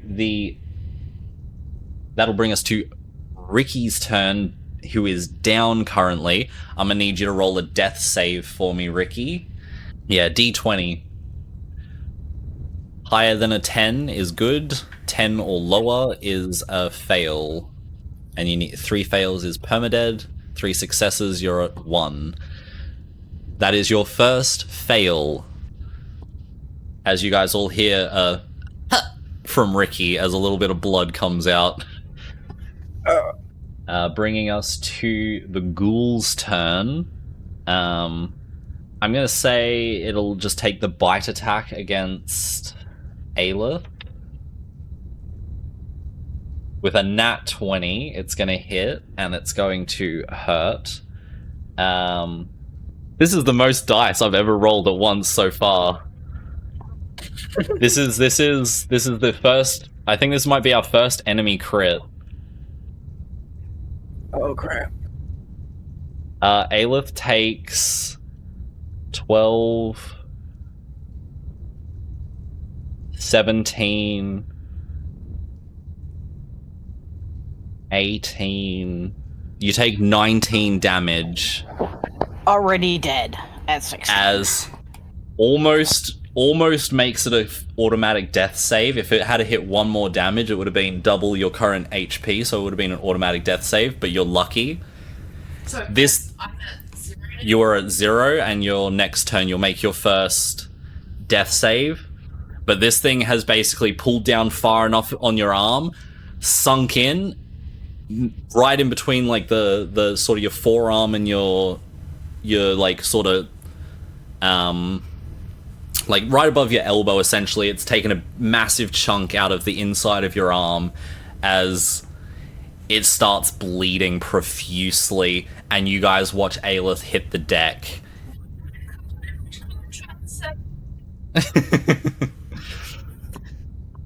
You guys now have 2 party members on the floor and a ghoul standing there ready to go. It is going to now be... Well, it's not Aelith's turn. Oh yeah, that's right. It is now immediately your turn, so you're on a death save. Okay, so You almost got away with a free one. Thank you. Roll that d20. You have a fail on your death saves. A 10 or lower is a fail. Anything higher than a 10 is a success. As another little... As Aelith slumps back, head back, still being held by this thing, but has completely just gone limp. Yeah, alrighty. Lucinda, what are you doing? Laughing, you look to the side and see 2 of your party members on the floor, dying. Wonderful. Roll for attacks on that ghoul. We'll just need to move a little bit, but that's fine. You got heaps of space. Rolling them claws. No primal. Alright. 11 does not hit. It's still 1 free arm, manages to swing back across, and you're on the side that its arm is free, and so it just quickly throws its arm up, hitting you at the wrist, deflecting your strike. You can go for your offhand if you want. Your cat's claws, you can roll the same thing. Your claws are on both sides. Dirty 20, brilliant. Definitely hits that one. 4 damage as you scratch across the face of this thing. I'm sorry, the hunger, it was too much. As it tries to excuse itself for what it's done. Bringing us round to Rivet's turn. Well, first, I'm going to use Draconic Cry. Wonderful. Which gives us a advantage on our hits. Ow, meaning yourself and the only other person alive. Yeah. So yeah, you guys now have advantage on your hits against this thing. So 15 was my advantaged hit. Does that hit him? Absolutely, it definitely does. And I do 5 damage. Alright, 5 more damage off this thing. Wonderful. Yeah, no, that brings us to its turn. I'm gonna say probably because you still hit it last, it's gonna go for its claw attack against you again, Zach. 11 to hit. Nope. Oh yeah, true. Sorry, Ricky. Yeah. You're right. Saving throw. Yeah. Yeah. As soon as this fight's done, you guys we'll take our break. Not 20. Nice. I do believe there's something on that. I think you get 2 2 successes on a nat 20. Give me 1 second to Google that one. Yeah. See about it. According to the raw, if you roll a 20 on the d20, you regain 1 hit point. You're straight back up. You don't even. It's not 2. It's all 3. You're on 1 HP. Something deep within Ricky starts burning, and Ricky's eyes flicker into life. So the ghoul doesn't get to go yet. It's Ricky's turn. Let's go. What are you doing? Acid breath. Straight on. Sure. Get Sure, rid you of want him. You're just gonna hit your acid breath. It won't hit anybody else. You're close enough that you're just blasting this thing straight in its face. I'll say very easily. Yeah, because of the angle. I'll say Rivet and Lucinda both make a dex save, but it's a very low DC. It's just like splashback essentially. Yeah. But yeah, go for it. I got a Roll dirty it. 21. Awesome. You immediately take the step back and get out of the way of any splashback that's about to happen from the. You see the wind up. Does it? So D20 to hit? I don't know what's your breath. I don't know whether it's to hit. I think you just hit. I think they have to make a save against. So I just hit. There's no roll to hit. It's Don't just forget if they're he's in got the an range. advantage on that attack too. Yeah. I guess it doesn't matter if he just hits. Yeah, so yeah, you just roll damage. I'll roll his save. He's just got to beat a DC 9, which 2d6. does. Or is there advantage? Well, it's not to hit, so you no advantage on damage. So you just get your 2d6. Okay, 5. Yeah, dex save. If you did a dex check, weirdo, just roll again. Yeah, dex save. It's the little box below on the left. So what'd you get for damage? 5. I did the wrong thing too. Alright. Both of you roll your saves. I still got a 21. I got the exact same thing. Brilliant. Awesome. Uh, You watch as Ricky sort of braces himself. You guys both manage to jump back in time. And Ricky just sort of like grabs the arm and just basically projectile vomits acid just all into the face of this guy. Just like holds him there and just goes as just a torrent of acid just hits the face, hits the back wall and splashes back a little bit. You guys manage to jump back in time. You finish your breath attack, and barely clinging to life, the ghoul eyes flicker back open, singed eyelids, completely singed face, all down the front singed, barely clinging on, still manages to get its go. It's going to claw attack against Ricky just out of oh crap. desperation sort of thing, just takes a swipe down. And misses on a 2. Thank goodness. Just completely just goes to the side, can't see through the acid and just singeing flesh in their eyes. Essentially, it's not an easy hit, and they don't make it. That will take us to Lucinda. Oh, death save for Aelith. 18. That's one save. Brilliant. So I'm awake again? No. 18 is just a one success point. A 20 is you're awake. A nat 20 is you get up. One success though. Yeah, awesome. So yeah, Lucinda, your turn. This thing is barely hanging on. In the frenzied state, goes for the quick strike, and just the ghoul sort of like cocks its head, and you just miss the cheek sort of thing, glancing past. You can go for your offhand attack. This would just be your cat's claws or your unarmed strike, whichever you want. But it can't be primal. A 14 does hit. With the first strike missing, you guys watch the green toxic claws go past and miss. Unhappy with this result, Lucinda comes in with the other hand and grabs the ghoul by the throat and just crushes in with the claws, sinking the claws deep into its throat, and then just pulls out.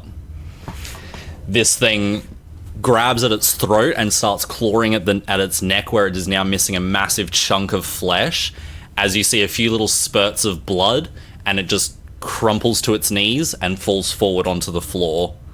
You are now out of combat, and we will take our break here.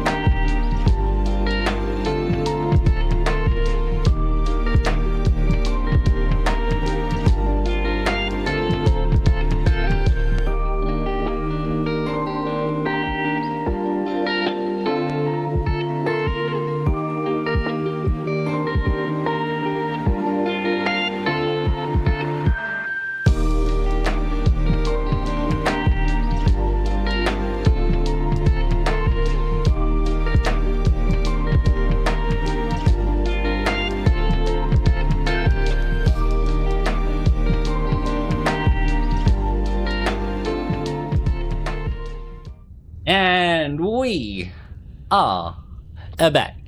Alrighty. So we come back. Ghouls dead. Creatures murdered. Let me get the last HP off this guy. Corpses. Aelith is currently still on the ground, making death saves. Ricky is up. Lucinda is up.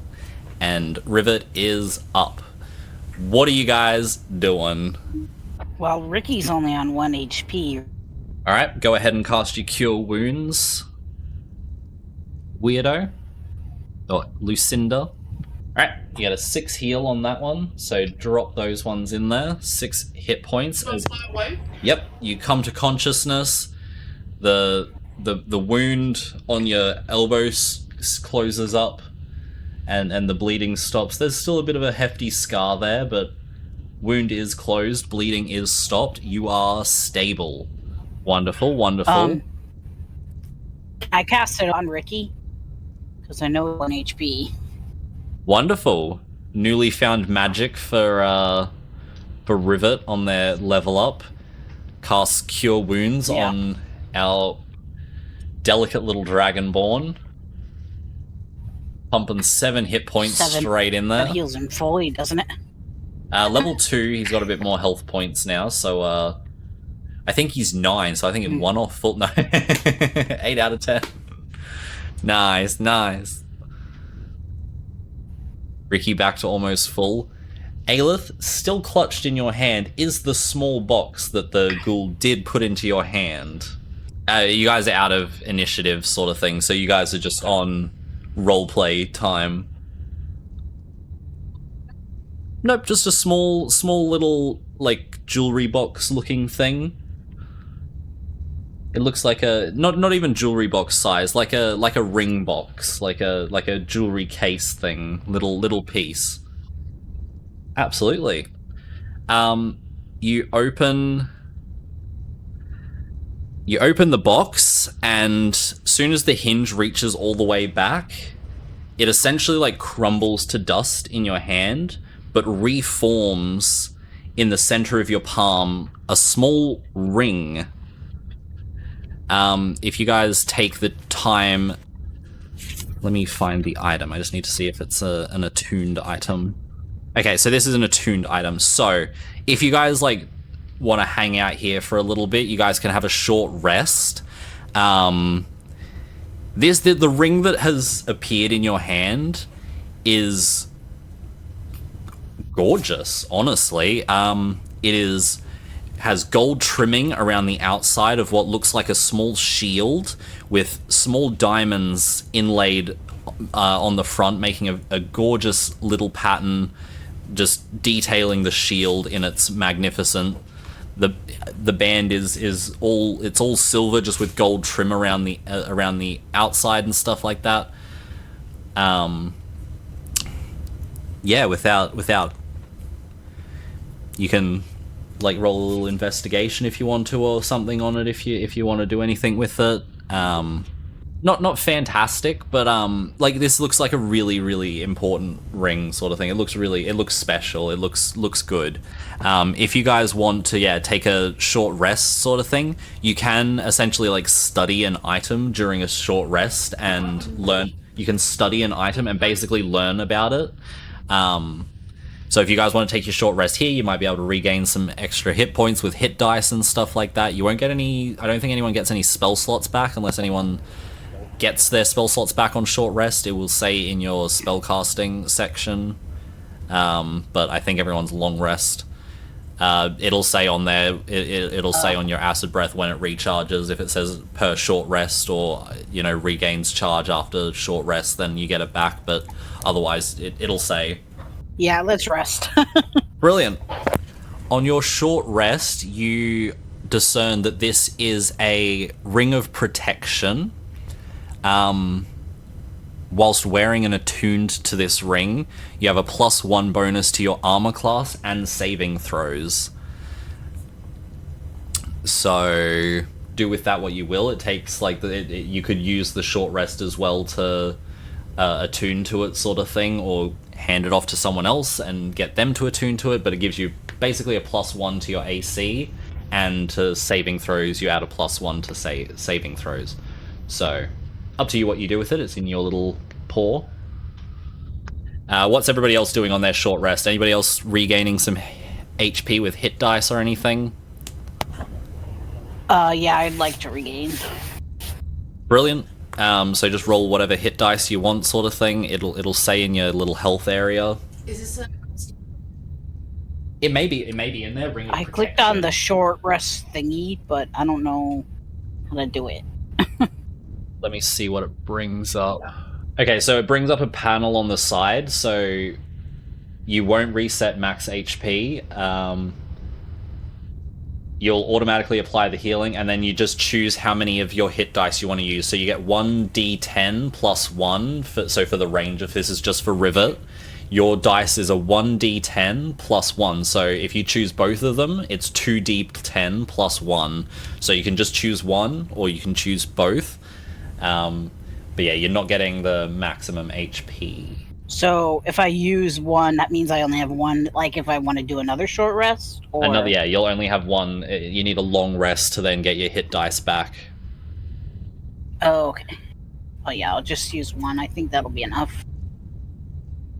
It does say it's like an hour of downtime, but we're calling like a short rest. We're just cutting the times down a little bit to make it flow a little bit better story-wise, so you guys aren't literally sitting here twiddling your thumbs for an hour, sort of thing.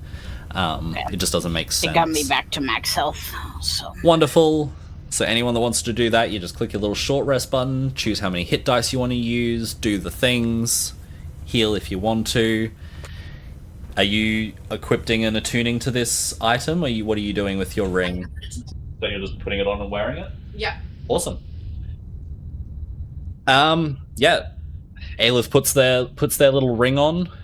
Bob, very top of your character sheet, there's a button that says short rest. You click it, choose how many hit dice you want to use on this short rest. Once they're used, they're gone, and you only get them back on a long rest. So you just choose what you want to do. If you want to just use one, you just use one. If you want to make sure that you're definitely fully, I can't tell you what to do. I'd probably recommend just one because you want to be able to rest again and use it again, but I can't really tell you what to do. I think you may have to click, so it's like when you click it, you just have to click where it says now like 1D thing, and then click confirm and then accept or something. I haven't actually done a short rest or anything through D&D Beyond, so I don't know exactly how it works. But yeah. So, to answer those questions, once the rest is now done, sort of, you guys have like, so if you're like done resting or anything like that, you guys can basically start looting up if you want, sort of thing. So if anyone wants to start getting, if you want to look through anything. Yeah, I'll start looting the bodies. Awesome. There's zombies. There's really not much on them. They don't have anything of super value. just the tattered clothes on them, the very, very little. The ghoul, though, does have a little pouch with some little bits and pieces in it. Inside you find a couple of dice, a few bones and little bits and pieces sort of thing, like just knickknacks sort of stuff. 2 silver coins and 5 copper. That rivet's already on it. I already gave you a bone. It's all mine. It's like little various sort of bones in a little pouch sort of thing that you've picked up sort of thing. It is like a full pouch of stuff sort of thing. It's really just like it's basically a pocket of rocks essentially. Yeah, go for it. Perfect. You just pocket your little pouch sort of thing. All rested up. Aelith with their shiny, nice new ring. And you guys can set out. You guys have an open door below you, as well as the one that you came through. Are you guys heading back towards Tommy? Which way do you guys want to explore? Well, I want to go in that door that's open down there. Awesome. Rivet and Aelith go have a little sticky beak through the door. It's just another little bit of corridor. There is a door at the other end of it. Go in. In yous go. Open door. Inside, you see middle of the room. There is like it's about a foot in diameter, sunk into the floor, crystal ball. Around it, runes and other magical glyphs sort of thing surrounding it. On every wall, like basically lining the walls inside, you see just countless doors. Just doors and doors. It's full of doors. I'ma touch it. You're not. Oh, I was saying I'll start like opening the doors, peering inside them. You guys are going in? Yes. Yeah. Brilliant. You both step into the room while... Okay. Sorry, go again. Saying like after we do this, I'm thinking we'll want to go back to that guy that wouldn't let us in that door because the hand room was right before that. So I don't know. I'm just thinking like maybe they're related. Maybe something's changed with him. But I want to do this first. Awesome. So you guys have stepped inside. Lucinda is following. Are you stepping inside, Lucinda? Ricky, where are you heading, sort of thing? What's your positioning? Are you like wanting to go up? Are you following as well? Just like telling them that you just want to leave? Where's everyone like moving? I wanted to go to Tommy. Are you going in the room as well? Oh yeah. Yep. Awesome. Tommy Does all can make leave. his way into the door. As soon as you step forward into the room, the orb starts lifting out of the ground, and the door behind Ricky slams. Oh crap. Maybe I should have stayed on it. What did you do, Ricky? Why did you close the door? The orb, now sitting at about chest height, is just glowing and hovering there.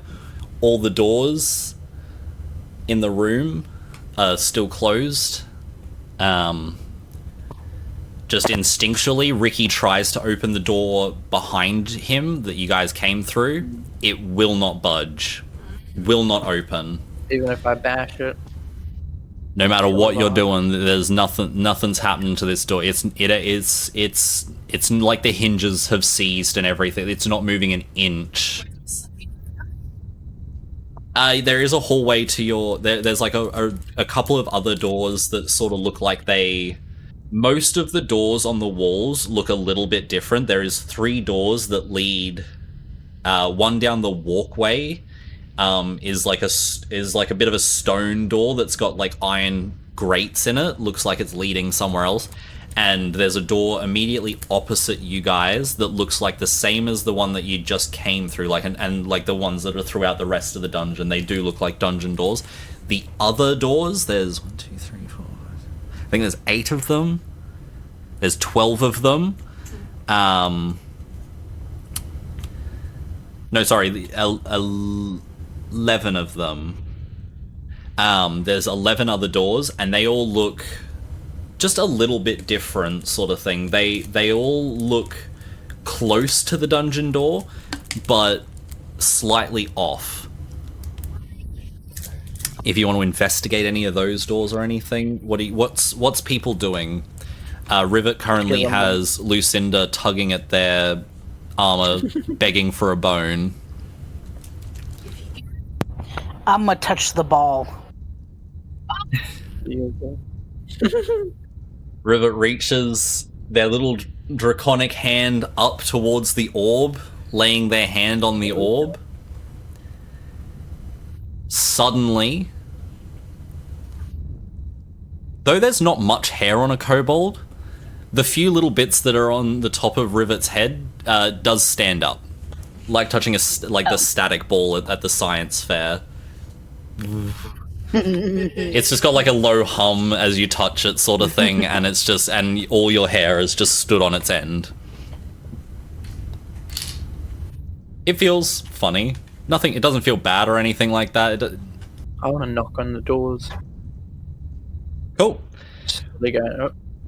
Rivet goes around knocking on all the doors to no sound. Oh, sorry, Ricky. Did I say the wrong person? Rivet. Ricky goes around knocking on all the doors. All of them have no sound, like behind them or anything. Like nothing. No one asks. Like is no answer. No anything. It's like tapping on. It's what you would imagine like tapping on like a massive chunk of like glass would be. It's just like bonk bonk bonk. It's like almost a little hollow sort of sounding. It's just, it's hard, but they're weird. They're not door texture, you know what I mean? They're not door material, but they are hard. Strange. There's no weird sounding doors? No, all the doors sound normal and everything.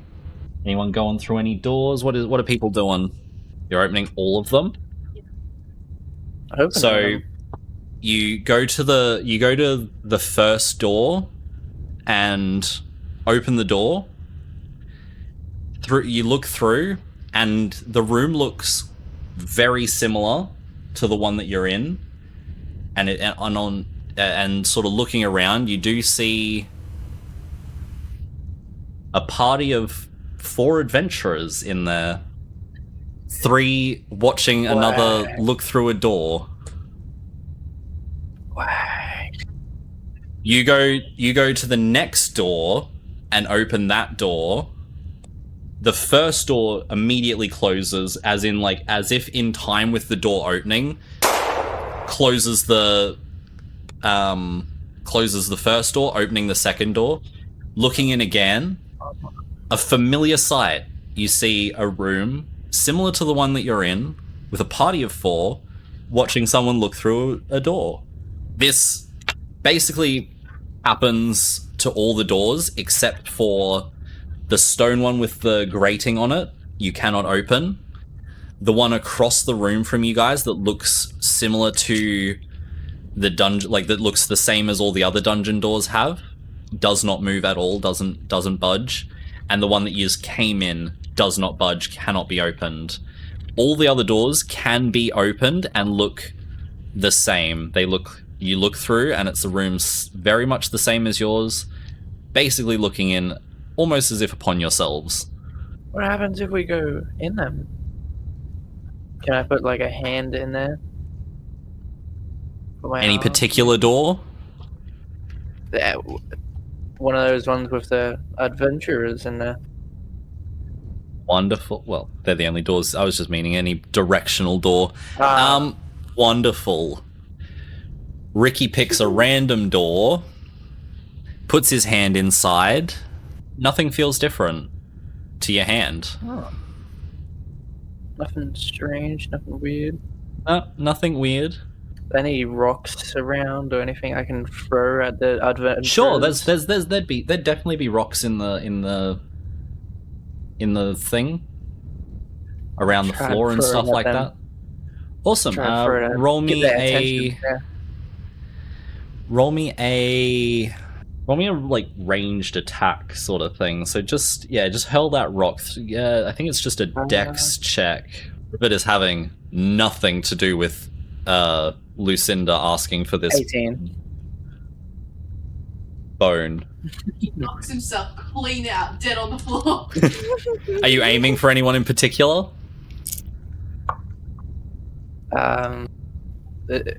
What is that? It looks like you guys. Oh, that dragon-looking guy.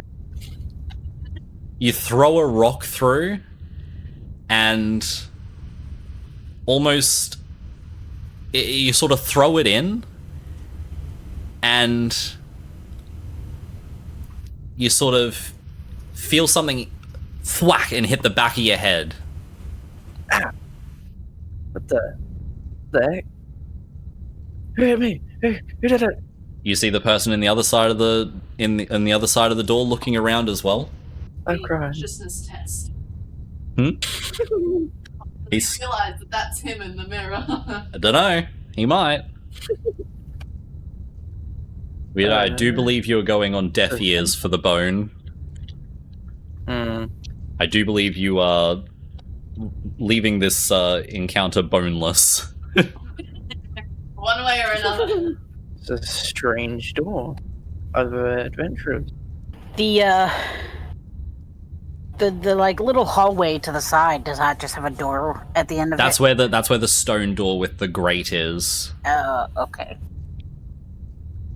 Also, that doesn't open either. You're being threatened with air jail. Some strange characters in there. Anyone doing anything? Decisions. Something's got to happen. Sure. Roll me a little investigation on that one. Yeah. All right.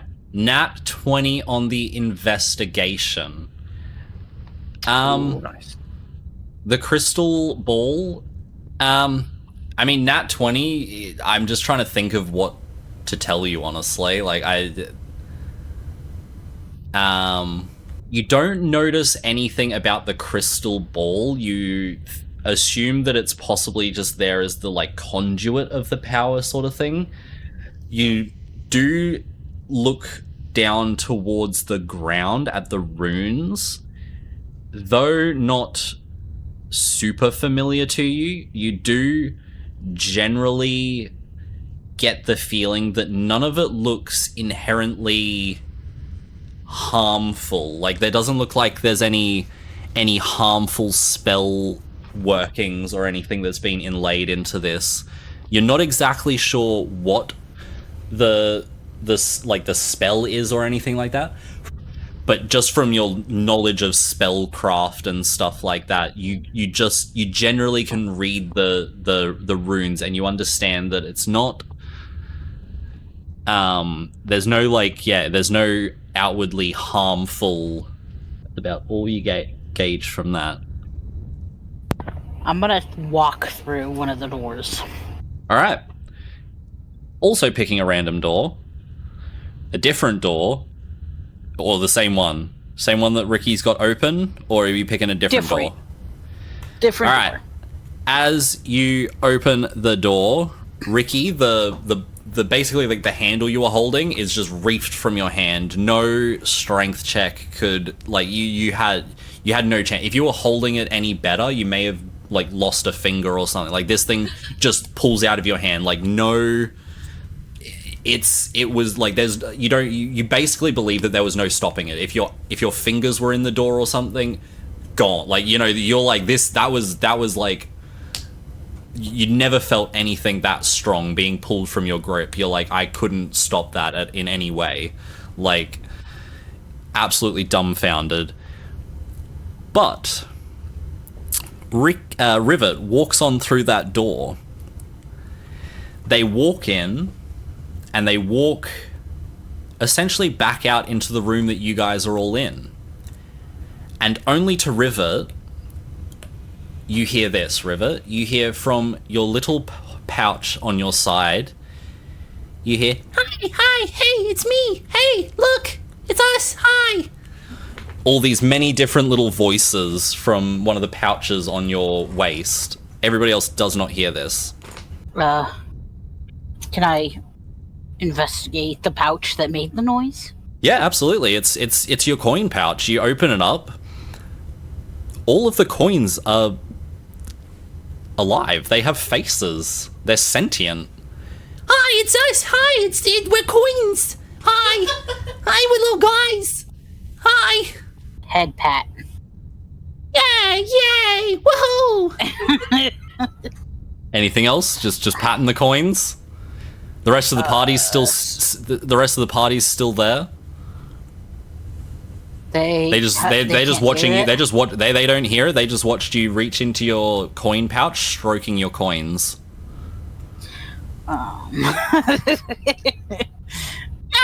Okay. Interesting. The door is still open behind you that you went in. Turn around and go back in.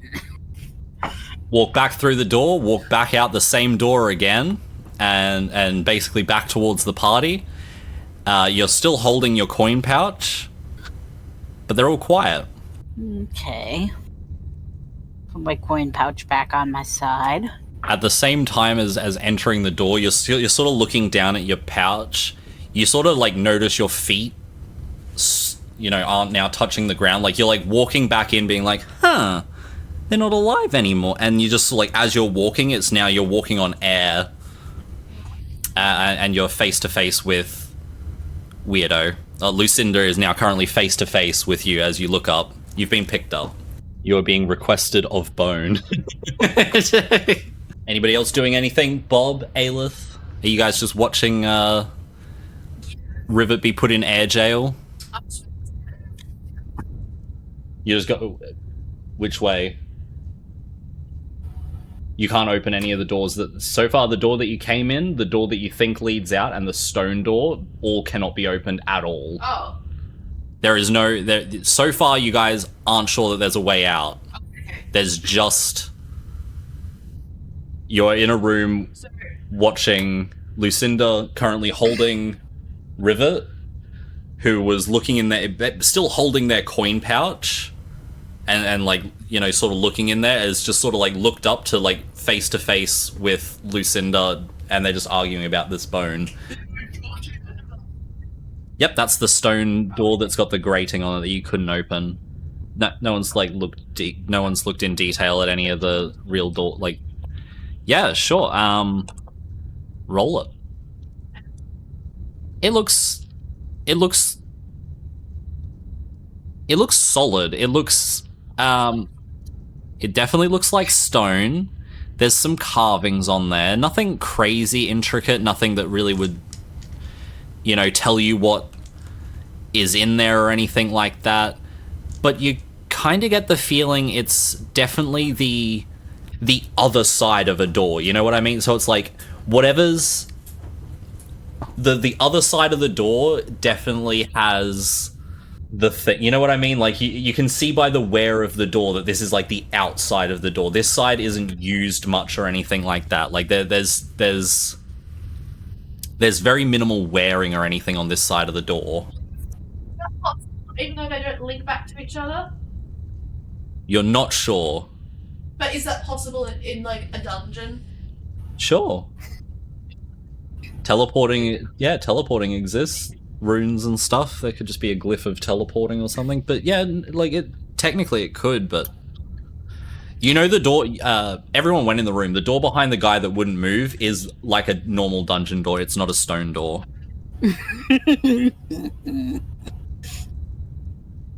All right. Roll a strength check. Are you going for an open door? Is someone opening a door to have Rivet thrown through?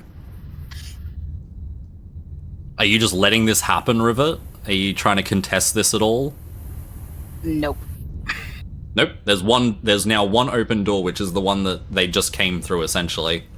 On a 5 for the strength check, you sort of like, you're holding by like the sides, and you sort of just like,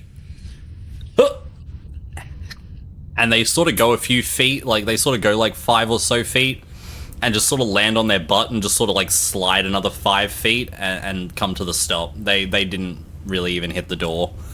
They're sort of like sat up against the door. Arms crossed. Arms crossed. There you Grumpy go. look on my face. All right, if you want to try again. Are you're not opposing anything, Rivet? I am opposing. Oh, you're now opposing. Okay, this is now an opposed athletics check. So give me that strength check. And how are you opposing this? Are you just sitting there and doing the whole like like heavy thing, like where it's like you spread out your body mass so it's harder to pick you up, sort of thing? Yes. Or like, are you trying to genuinely like dodge the hands, or? No, I'm just gonna. All right, just opposed strength check then. Just- What do we got for the opposed checks? What did we get? I don't know how to do that. Just your strength check, just the like modifier below your strength. Like a saving throw? No, Or- just where it says strength and your modifier sort of thing, just the plus whatever under your strength or whatever it is. Okay. Just a strength check. I got a dirty 20. Hey! Brilliant. You basically put arms under the shoulders of Rivet, who is sitting on the floor, and you don't know, like, it's how is it stuck? Is there glue? You're not picking up Rivet this time. You're done. Other weird door? The other weird door? Stone door, 2 like normal dungeon doors, like 11 weird doors. Oh, okay, so the 2 normal.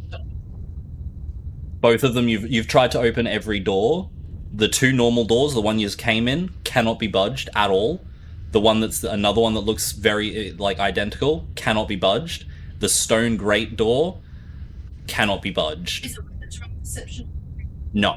Okay. At this point, you guys need to do something with the doors. Okay. So, if we try to open a different door, it just gets ripped out of our hands, right? Yes. Like, we can only have one at a time open? Yes. So far, it's only one person has tried at a time, essentially, to open doors. At the same time, each open a door. You can definitely try. Okay, let's do it. Let's kind of do, like, the 4 opposite ones, like, or all in a row. I don't know. Yeah. Sorry, what was that? What was that one? You guys are going for a door each. Yeah. Yeah. All right, everyone's on their feet at a door. 3, 2, 1, and you guys all rip open a door. You all open the door, look through. At the same time, every other door in the room opens up, and all you see through it is darkness, pitch black. Oh no. The light cuts at the floor where the door frame is. The light is just gone. Nothing is part, like, lights just absorbed immediately. Yeah, you have fun with that, Bob. Or Ricky, I guess. Can I throw a rock in there? So Ricky's throwing a rock and Lucinda's just walking straight in. Ooh. Lucinda, I'm gonna need you to roll a Constitution saving throw for me. And Ricky, you throw a rock in there. Very easily you throw the rock in there, and you notice when you throw the rock in, a piece comes through every door. Ooh. It's broken the rock up into pieces and scattered them through the doors, essentially. Oh no. Oh crap. Oh no. R.I.P. Lucinda.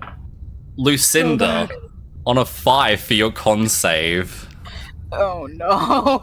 The darkness swallows crap. you.